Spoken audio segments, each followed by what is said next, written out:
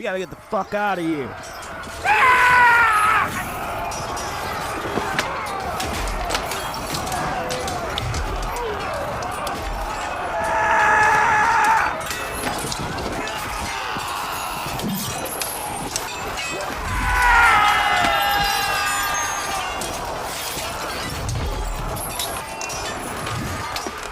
Get to the time machine. Hurry up.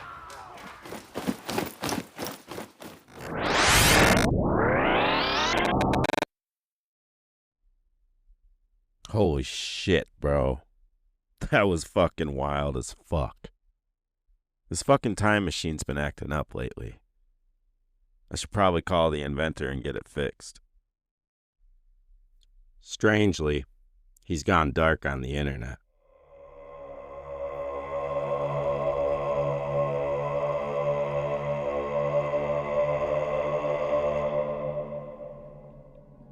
Make sure you hit that follow. Help me keep the lights on.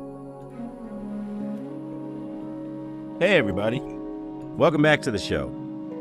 Okay, before we get rolling, let's set the scene. It's 1241. The Khan himself, Ögedei, son of Genghis, is running the empire like a CEO. And at this exact moment, Subutai, the best field commander in history, is carving Eastern Europe a new one. Poland, flattened. Hungary, steamrolled. Vienna, about to get a Mongol welcome party. Then bam, word hits. Ögedei's dead. And just like that, the whole invasion slams to a halt. Because Mongol law says every top leader has to come home for the kurultai, the election of a new great Khan. No Khan, no conquest. Period. It's like if the US had to recall the entire military during WW2 because FDR died. Hey man, can we just put this on hold for a couple months? Alright, cool. Subutai's out there with an undefeated army, a clear shot to the rest of Europe. And instead of burning his way to the English Channel, he has to pack it up. They were here yesterday. They burned our fields, took my sons, and left without a trace. It wasn't because we fought them off.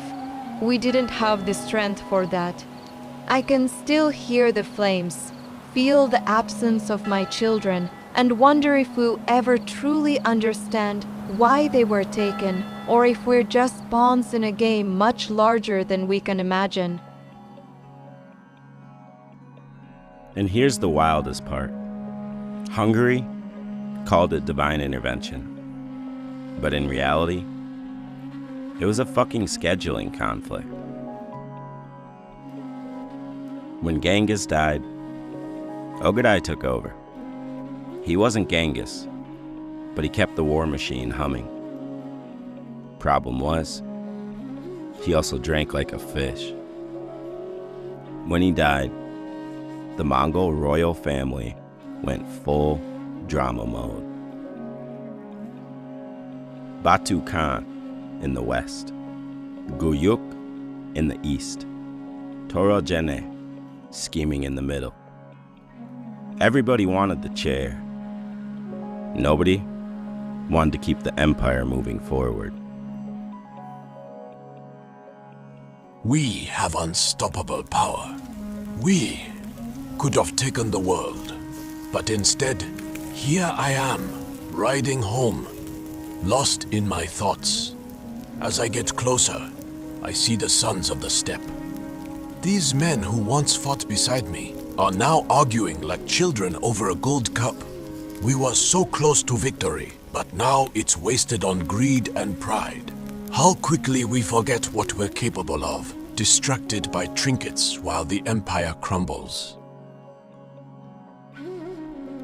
Subutai's fury wasn't about missing out on fame. It was about seeing the Mongol machine starting to crack from the inside. The Mongols didn't stop because Europe fought harder. They stopped because their own system tripped them up. And here's the truth. Modern powers do the same shit. The US spends more on war and immigration than the next 10 nations combined. China builds the most advanced surveillance grid in history, but panics over Winnie the Pooh memes. All that power, all that muscle.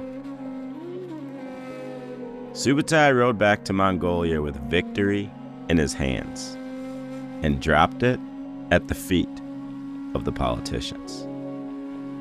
Europe called it a miracle. In reality, it was bureaucracy. And bureaucracy, my friends, has stopped more invasions than any army ever will. Ögedei's death lit the fuse on one of the messiest political knife fights in history. You had Batu Khan, the guy who just wrecked Eastern Europe and wanted to keep going. Güyük Khan, Ögedei's son. He hated Batu's guts so much he would love to kill him.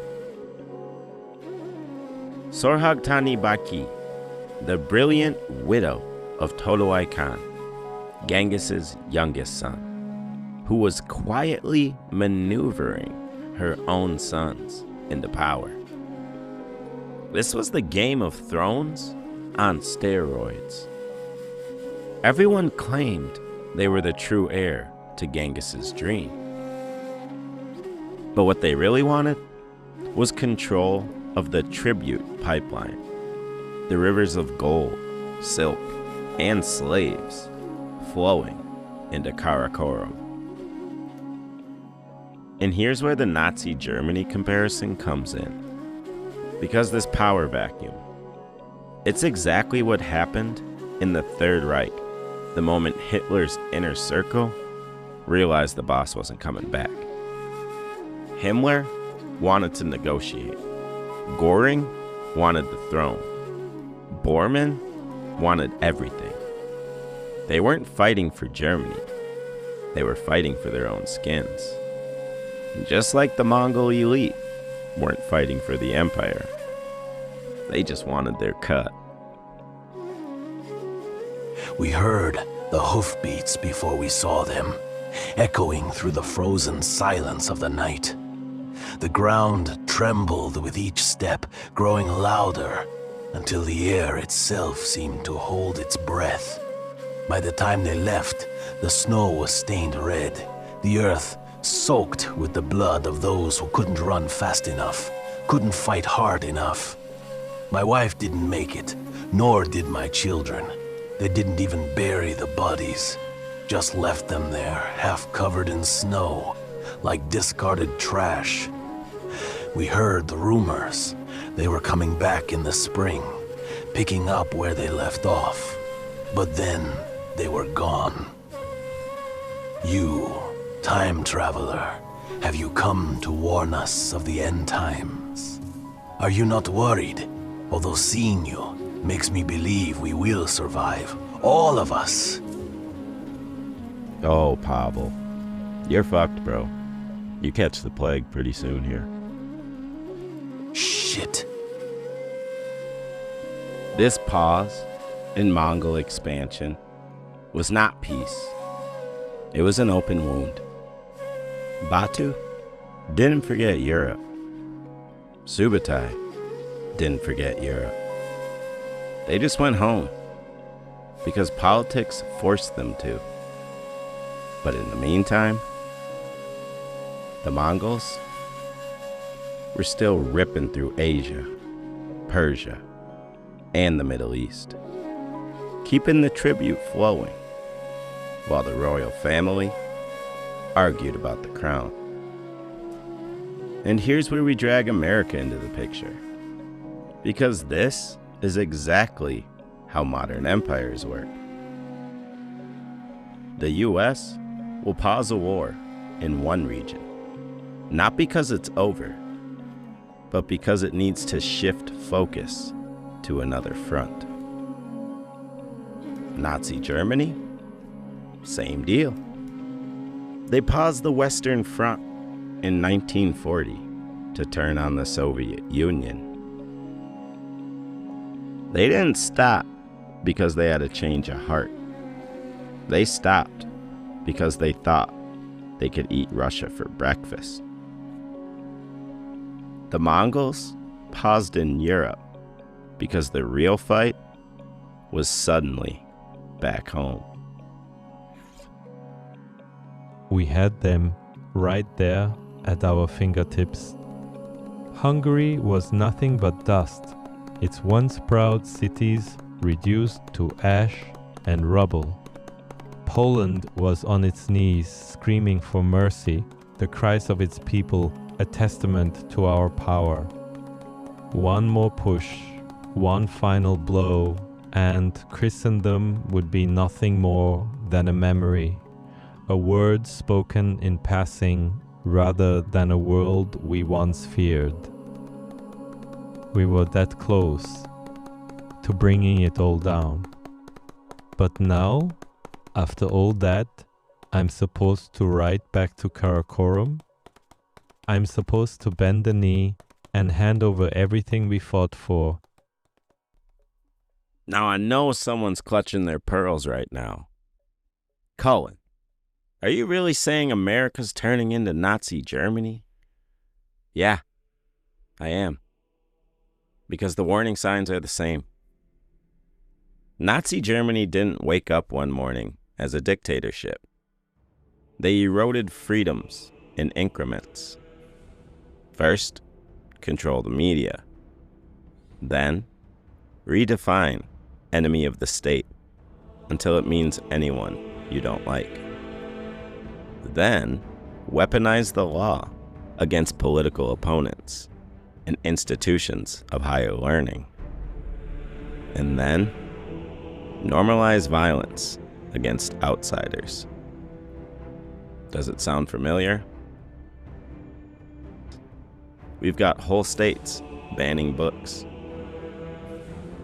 We've got laws being rewritten so votes don't matter if the wrong people win. That's not patriotism. That's a prelude. And here's what's fucked.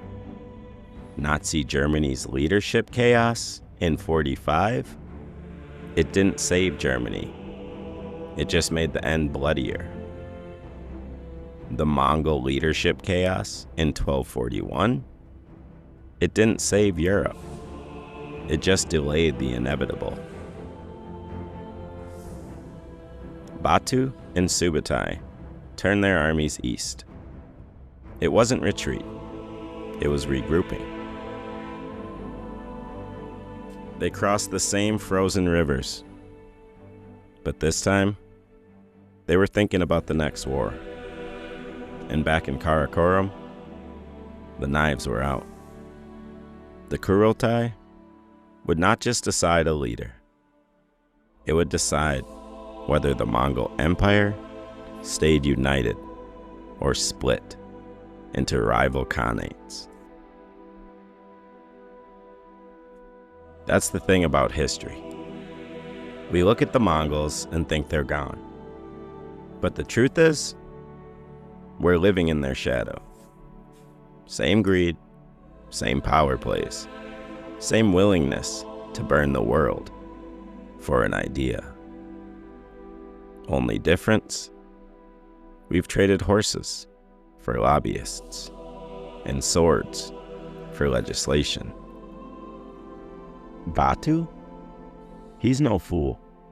He's Genghis's grandson, son of Jochi, and the guy who just murdered a lot of Europe.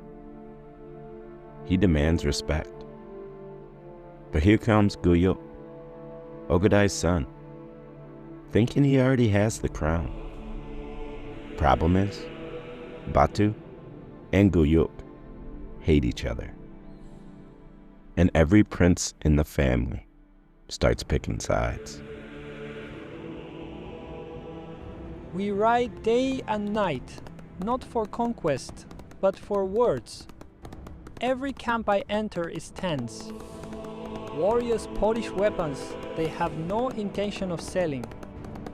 Women pack food as if war will break out tomorrow. I have carried news of death before the death of kings, the fall of cities. But never have I seen the air so heavy. The empire trembles, not from the weight of enemies, but from the weight of its own blood. Before Ögedei's death, the Mongol war machine ran like a single mind, a single body. After, it was a bunch of bickering politicians and royal family. Batu, he's chilling in the west. Güyük, he's out there in the east. And the unity that made them unstoppable is now tearing them apart.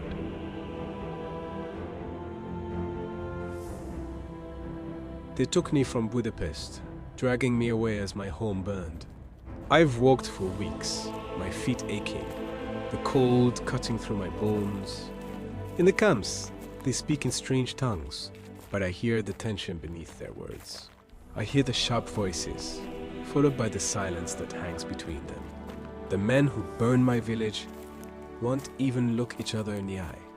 I wonder, if they fight each other, will they forget me? Will I be spared, lost in their rage, or will I remain a captive in a world that no longer remembers who I was?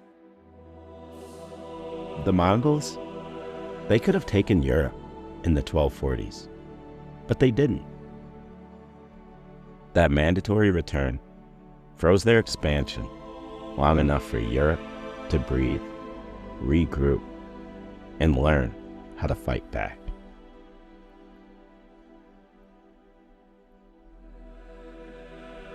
The Great Council wasn't some noble democratic process.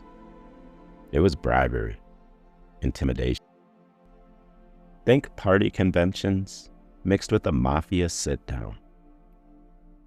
Batu stays away at first, claiming illness, which everyone knows is bullshit.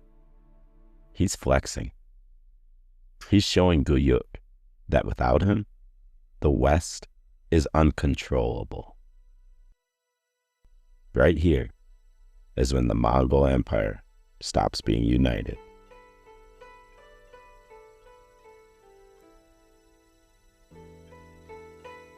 Before, a pass with the Khan's seal could take me from the Yellow River to the Black Sea without fear. Now, I pay twice, sometimes 3 times. Different stamps, different tolls, different tempers. The road I once traveled freely is now a maze of shifting rules and hostile faces. I tell myself the Mongols still rule, that the empire's power endures. But which Mongols? And for how long? The world is fractured now. The once mighty empire splintered, and I wonder how much longer I'll be able to move unchallenged, if at all. The Mongol Empire split because loyalty to family outweighed loyalty to function. We pretend that threats are always from the outside, but history's loudest warning is this: the real danger comes when your leaders care more about winning against each other than winning for the people they govern. Ögedei's death didn't just call the Mongols home. It called an end to their unified conquest. They didn't know it yet, but their empire was on the decline. That's the thing about empires. They never just go quietly into the night. It's always like a bad family barbecue. Too many egos, not enough fixins. And somebody always ends up getting too drunk. Hell, even the squirrels in my front yard get it. So the lesson is, stop fighting your own people before someone else walks off with your shit. Take care. That's it for part 5.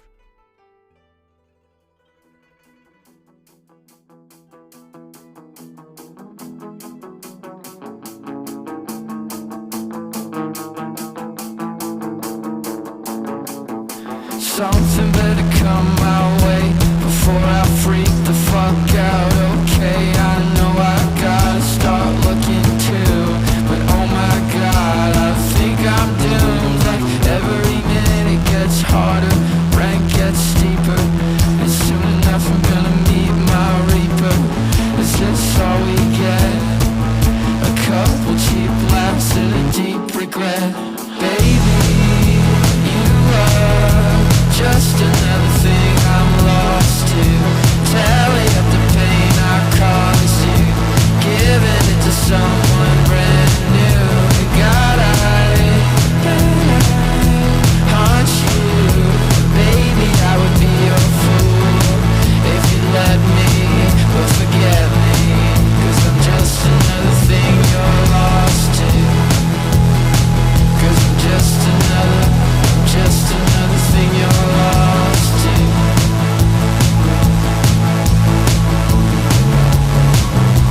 Something better catch my eye before I just lay down and die. Okay, I know I have a lot to see, but what's the point if it's just me? Like every day gets longer, guy gets worse.